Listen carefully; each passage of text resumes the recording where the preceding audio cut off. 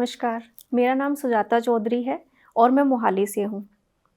Covid के time में जब सब घरों में लॉक थे, तो उस वक़्त सिर्फ़ घर पे लॉक होना या घर के अंदर रहना, सिर्फ़ ये चीज़ हमारे हमारी इस बॉडी के लिए नहीं थी या हम सबके लिए ये नहीं था कि हम लोग घरों में लॉक हैं। पर जो चीज़ वो सिखाने आया था, वो महामारी हमें बताने आई थी कि घर के अंदर होना और उस घर में लॉक, आपके अंदर जो एक कॉन्शियसनेस लॉक है, आप उसे भी जगाओ। कोविड का टाइम सबके लिए जहाँ महामारी बन के आया था, ये शरीर जो आपके सामने अभी बैठा है, इसकी आध्यात्मिकता की यात्रा वहाँ से शुरू हुई। धीरे-धीरे उस समय में मुझे बुद्ध सीरीज़ का पता चला। भगवान बुद्ध जिन्होंने एनलाइटनमेंट पाई, स्वयं को जानने की उनकी जो चाहत, जो इच्छा, जो दुःख का कारण उनका संसार था, जिस शांति को वो अंदर से ढूँढना चाहते थे, उन्होंने कैसे कैसे महानिर्वाण को प्राप्त किया। इस सीरीज़ से मैंने बहुत कुछ सीखा, बहुत कुछ जाना।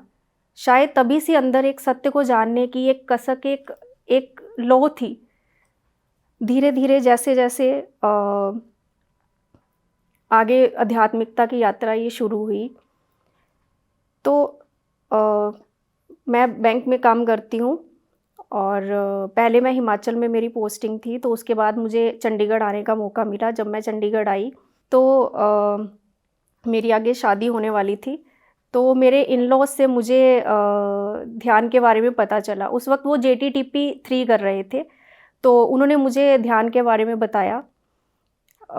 उस वक़्त तो शायद उस ऊर्जा में नहीं थी, या कहते हैं कि हर चीज़ का एक समय होता है, तो शायद मेरा समय नहीं था कि मैं ध्यान के साथ जुड़ पाई।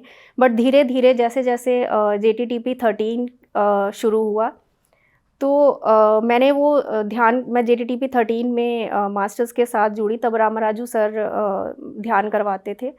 तो उस वक़्त जब मैं ध्यान से जुड़ी, तब धीरे-धीरे खुद को जानना शुरू किया, या धीरे-धीरे अपने विचारों पे काम करना शुरू किया।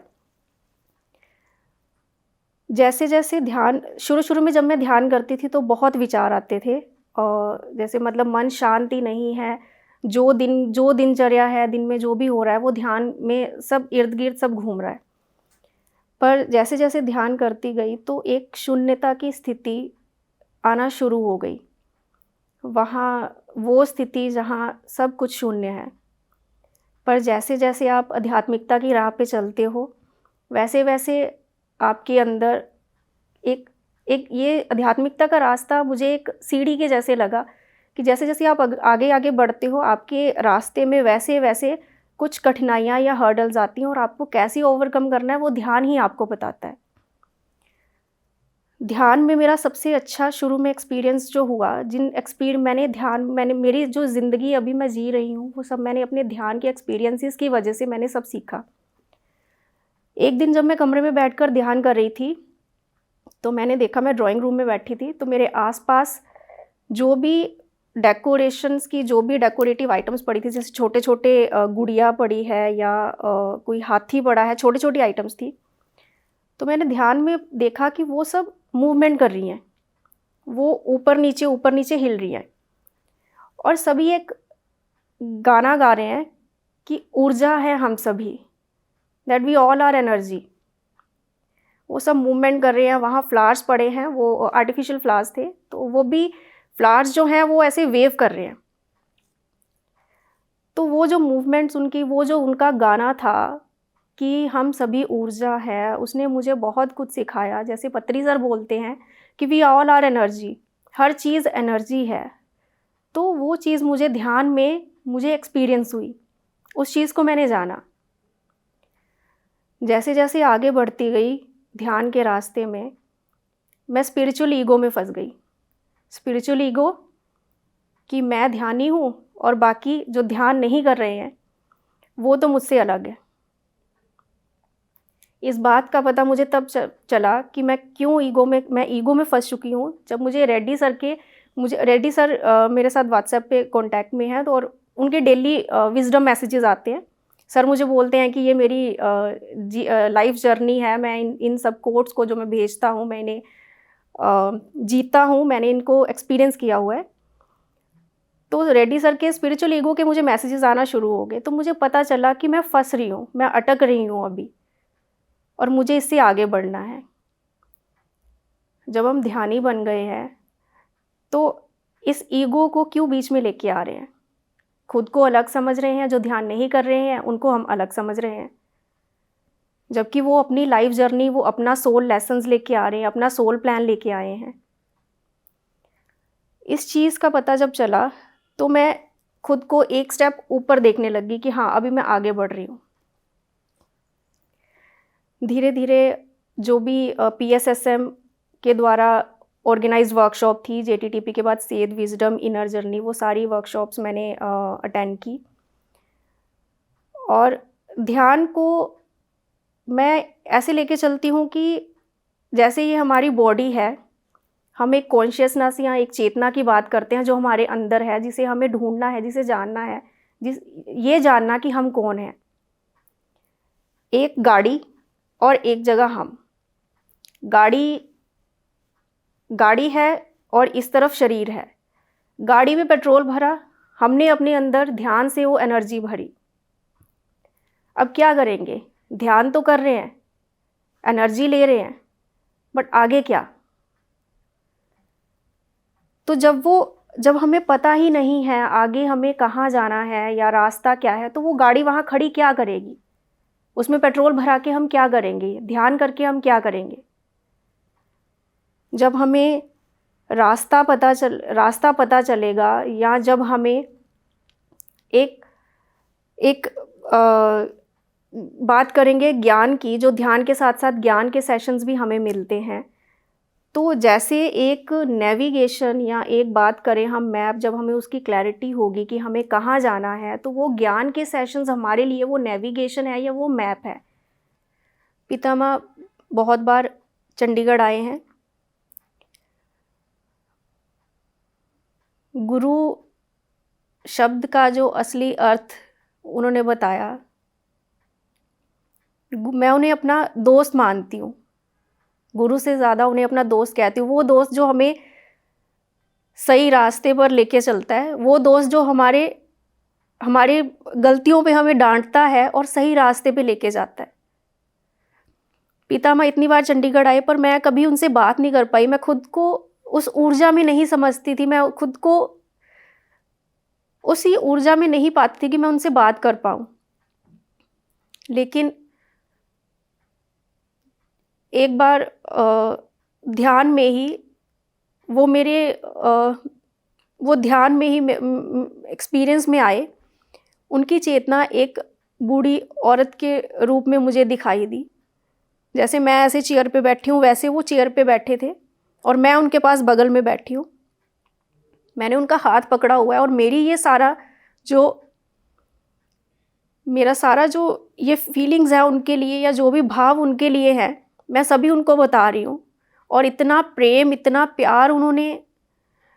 प्यार मुझे फील हुआ। मैं उस एक्सपीरियंस को जब भी याद करूँ तो वैसे ही जीती हूँ। और जब मेरी आँख खुली मेडिटेशन के बाद, तो मैंने जब अपना फ़ोन देखा तो मुझे फ़ोन में मैसेज आया हैप्पी फ्रेंडशिप डे। तो उस दिन फ्रेंडशिप डे था और मैंने फ्रेंडशिप डे पे पितामह को अपनी सारी दोस्ती की वो फीलिंग्स उनके साथ शेयर कर दी मेडिटेशन में ही।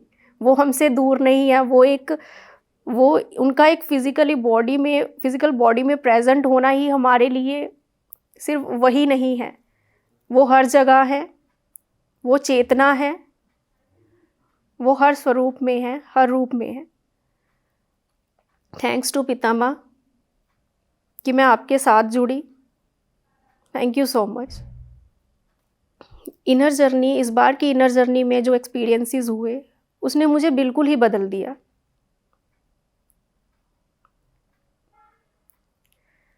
जो वननेस की फीलिंग, हम बोलते तो हैं हम सब एक हैं, पर मैंने इस चीज़ को जिया। हमारे सभी रिलेशंस, हमारे रिलेशन में हमारा भाई बहन, पति पत्नी, माँ बाप हमारी सोल एवोल्यूशन का कारण है, ये चीज़ मैंने जान ली। ध्यान करने के लिए बोलते हैं, अगर पहाड़ों में जाएंगे, पहाड़ों में ध्यान करेंगे, घर से कहीं दूर जाएंगे, मुझे तो संसार त्याग देना है, ये सोचेंगे तो उसमें निर्वाण नहीं है।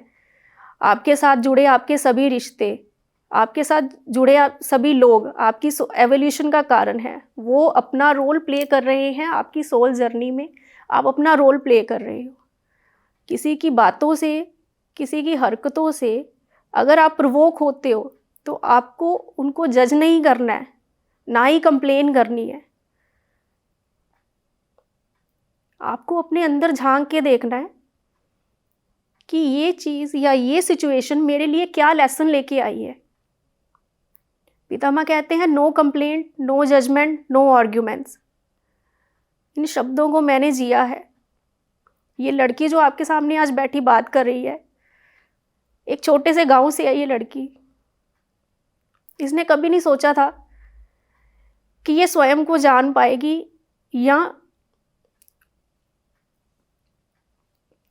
उस स्थिति को पहचान पाएगी या जान पाएगी जो अभी भी उसके अंदर है।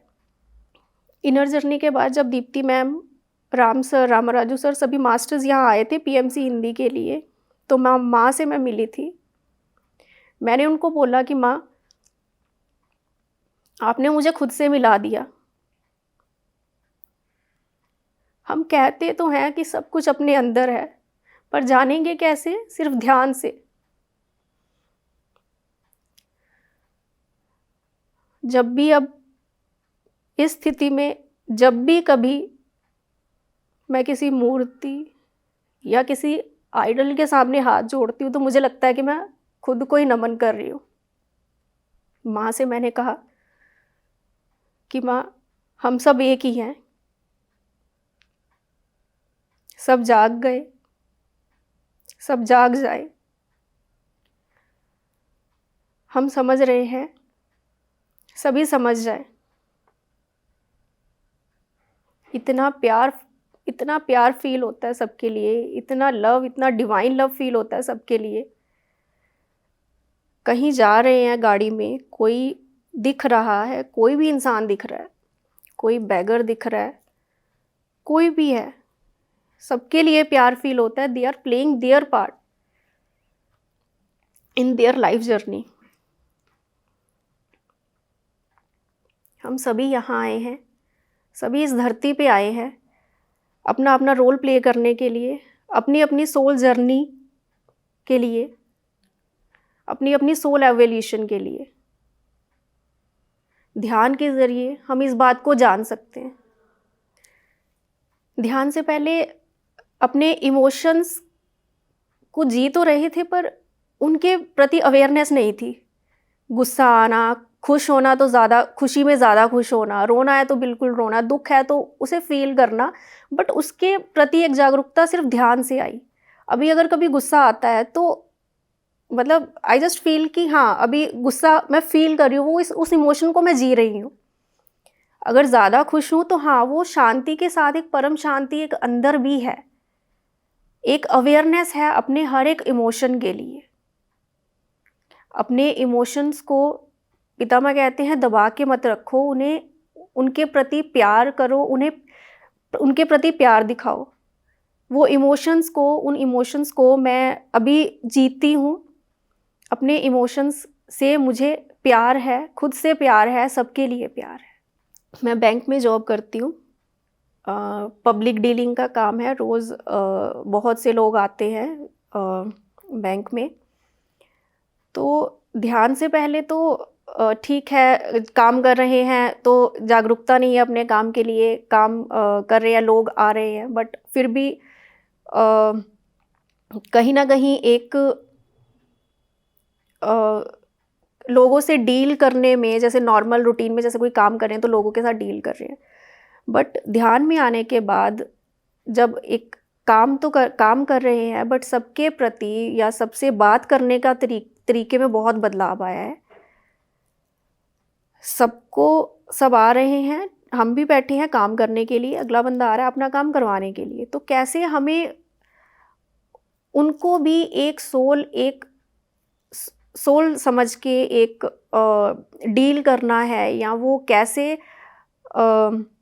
हमें उनसे बात करनी है, अपने ध्यान में समझा कि अपने वाक क्षेत्र में कैसे काम करना है, कैसे बोलना है किसी के साथ, अपने शब्दों पे कैसे हमें कंट्रोल रखना है।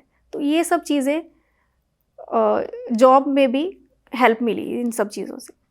हम लड़कियों को लगता है कि शायद शादी के बाद हम सब में एक इमेज बनी होती है कि हमारे इन लॉज ऐसे हों या मेरा हस्बैंड ऐसा हो। पर एक बात बोली जाती है कि यद भावम तब भवति, जैसे आपके विचार होंगे वैसे ही आपकी दुनिया होगी। शायद कहीं ना कहीं इस सत्य की पहचान मेरे अंदर थी और मुझे मेरे इन लॉज, मेरे हस्बैंड वैसे मिले। उन्होंने मुझे इस सत्य के साथ जोड़ा, वो ध्यान करते थे, उन्होंने मुझे ध्यान के साथ जोड़ा। और तभी मैंने इन सब चीज़ों को जाना, ध्यान में ये सब जाना कि कैसे हमारा हर एक रिश्ता, चाहे हमारा हस्बैंड है या हमारा इन लॉज में मदर है, फादर है, वो कैसे हमारे एवोल्यूशन का एक पार्ट है। सबके माइंड में एक इमेज बनी होती है कि एक सोसाइटी का एक मिथ है ये कि हमारे पेरेंट्स हैं, जो लड़की के पेरेंट्स हैं, उनके साथ हमारी ज़्यादा बनती है, या हम क्योंकि हम हमारी इन लॉज के साथ नहीं बनेगी, ये इस मिथ को लेके चलते हैं।